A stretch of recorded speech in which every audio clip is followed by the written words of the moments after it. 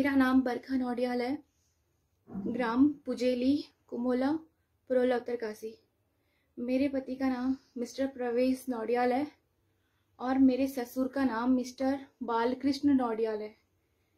मेरी सासू का नाम मिसेस मोहिनी देवी है और मेरे एक दूसरे छोटे ससुर हैं जिनका नाम है मिस्टर अनिल नौडियाल। मेरी शादी 20-21 नवंबर 2019 में हुई थी। मेरी शादी होने के तुरंत बाद ये लोग मुझे टॉर्चर करते रहते थे कि इन्हें गाड़ी चाहिए, गाड़ी चाहिए। मैं दहेज में गाड़ी नहीं लेके गई कि हमें दहेज में गाड़ी चाहिए थी, तू नहीं लाई। और इस वजह से मुझे टॉर्चर करते रहते थे, जिस वजह से मुझे मारने की धमकी और दूसरी बहू लाने की धमकी देते रहते थे।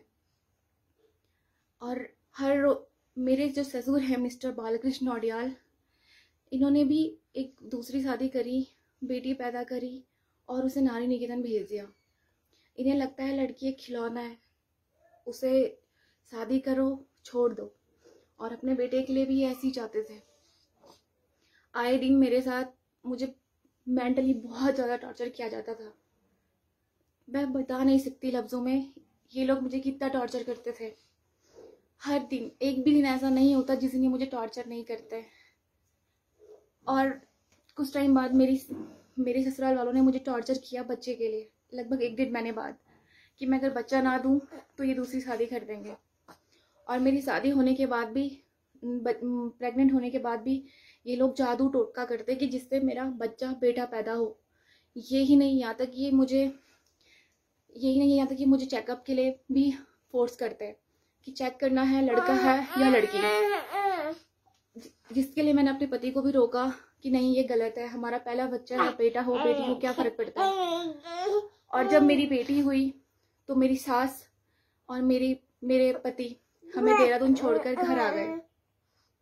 वहां पे सिर्फ मैं और मेरी मम्मी अकेली थी। मेरा बच्चा ऑपरेशन से हुआ था, मेरी बेटी भी बीमार पड़ गई।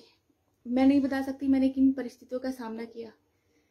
उसके बाद ये आए दिन मेरे साथ मुझे हमेशा टॉर्चर करते हैं कि उन्हें गाड़ी चाहिए, घर प्रोला में इनका फाउंडेशन है कि वहाँ पे घर बनाना है, इसके लिए टॉर्चर करते हैं कि हम दूसरी बहू लाएंगे, हम तो नौराल हैं, नौराल क्या है, दूसरी शादी करते हैं।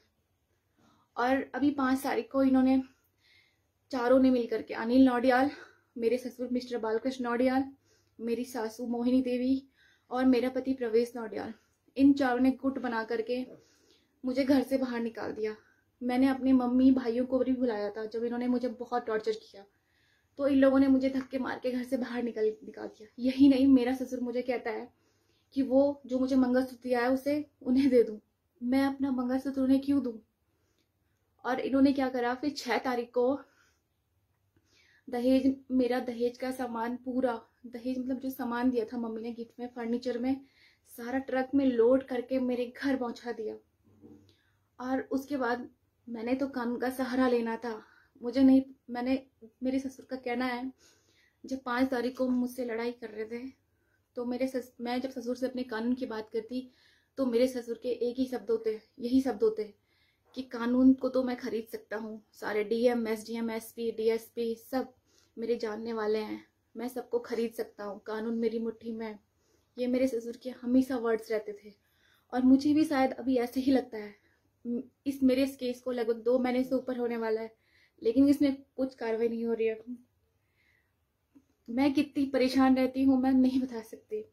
मुझे रातों को नींद नहीं आती है, मैंने उस टाइम से खाना तक नहीं खाया है, मैंने सब कुछ कानून के हाथ में छोड़ दिया है। बस अब मुझे न्याय चाहिए। मेरी छोटी बेटी है, मैं इसे लेके कहाँ जाऊँ? मेरे पास कुछ नहीं है, जो भी है बस कानून ही मेरी मदद करेगा। मैं बस कानून के भरोसे हूँ और आप सब लोग भी मुझे सपोर्ट करोगे, मुझे पता है। मेरा पति मुझे साथ रखने को तैयार नहीं है। जब मैंने उनके खिलाफ केस किया, एफआईआर किया, तो इनके यहाँ से इनका दाई भाई आता है, मुझे कहता है कि प्रवेश को तलाक दे दे। जब मैंने तलाक से मना किया तो ये प्रवेश को और उनके पापा को यहाँ लेके आए, मुझसे माफ़ी मांगा सिर्फ इस डर के मारे कि जेल जाना होगा। और उसके बाद भी जब मैं इनके साथ गाँव गई तो इन लोगों ने उन 2 दिनों में भी मुझे बहुत टॉर्चर किया, बहुत सुनाया। वहाँ मेरा सामान नहीं था, कुछ भी नहीं था। मैं उस दिन ज़मीन पर सोई।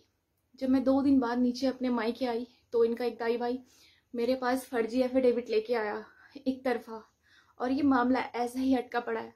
और मुझे 100% विश्वास है मेरे इस मामले में किसी राजनेता का हाथ है। वो इस मामले को उलझाने की कोशिश कर रहा है, मेरे मैटर को दबाने की कोशिश कर रहा है। आज ये मेरे साथ हुआ है, कल के दिन किसी के भी साथ हो सकता है। आप लोगों ने कभी पहाड़ में नहीं सुना होगा कि दहेज के लिए ये सब हुआ है, लेकिन मेरे साथ हुआ है। मुझे न्याय चाहिए। मैं भी आपकी बेटी हूँ, बहन हूँ, आप मुझे सपोर्ट करोगे। मेरी छोटी सी बेटी है, इसे कुछ भी नहीं पता है अभी क्या हो रहा है, क्यों नहीं हो रहा है। कल के दिन ये बड़ी होगी, ये मुझसे पूछेगी क्या हुआ, मैं क्या जवाब दूंगी इसे। बस मैं उम्मीद करती हूँ आप सब लोग मुझे सपोर्ट करोगे, मुझे न्याय दिलाओगे।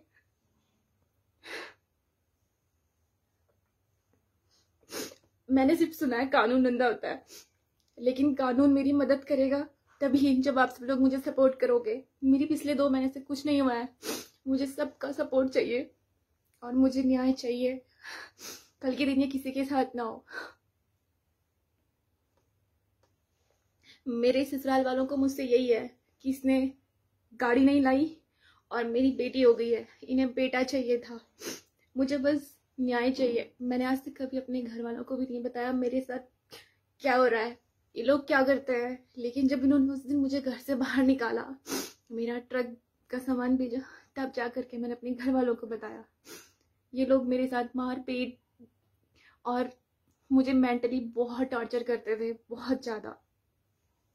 मेरे साथ ज़्यादा ये मारपीट नहीं करते थे,